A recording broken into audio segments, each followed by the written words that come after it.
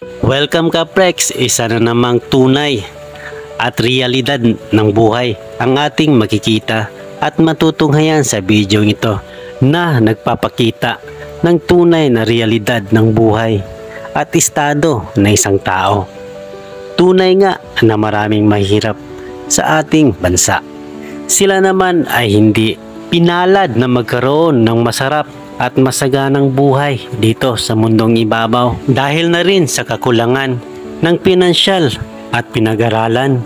Kaya karamihan sa kanila at sa atin walang magandang trabaho at walang makuhang magandang pagkakakitaan. Kaya naman dumiskarte na lang kahit sa anong paraan. Tulad ni Kuya, hindi man lang nabigyan ng halaga at napansin ang hinanaing niya sa mga taong nadaanan niya at hiningan niya ng kunting tulong.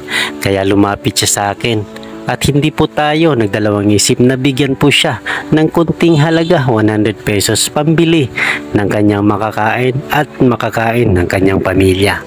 At kinuha niya na itong pera na inabot ko sa kanya at inilagay niya na ito sa kanyang lagayan sa ilalim ng bangka.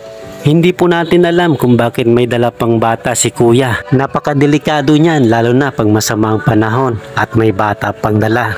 Gayon pa man, hindi rin natin alam ang istorya ng kanyang buhay. Malay po natin at anak na lang meron siya at wala ng pamilya.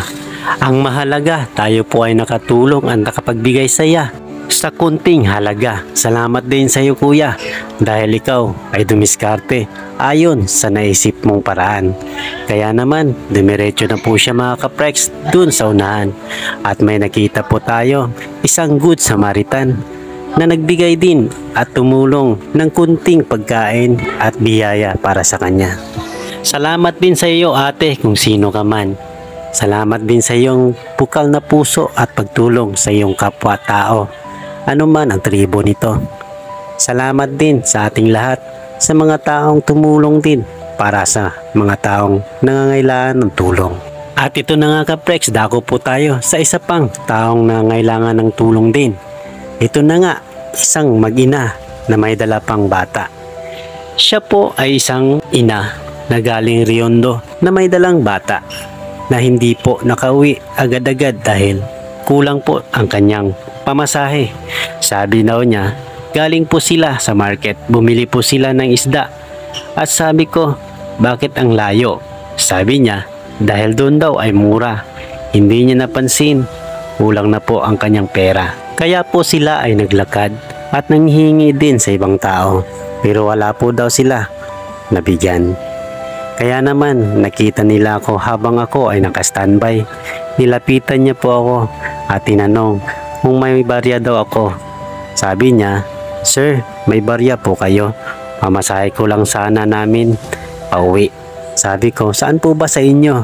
Sabi niya, "Riondo daw." So malapit lang po ang Riondo dito sa town mga kaprex. Sabi niya, 8 pesos lang po daw ang pamasahe. Sa tinanong ko, 8 pesos? Mura lang pala. Sabi niya, "Oo nga po. Pero short po kami dahil bumili po kami ng ulam at wala na po kaming pamasahe." At sabi ko naman, "Sige, bibigyan ko po kayo. Ito 50 pesos pamasahe nyo." Sagot niya, "Maraming salamat sir. Ingat po kayo." Sabi ko rin, "Salamat din sa iyo. Ingat din po kayo." Sa kunting tulong barya at pagpapahalaga sa sarili at sa ibang tao, huwag nang isipin ano kapalit nito. Ang mahalaga, masaya ka. Dahil ikaw ay instrumento ng Diyos bilang tao para sa ibang tao. Salamat mga kaprex, ingat po kayo.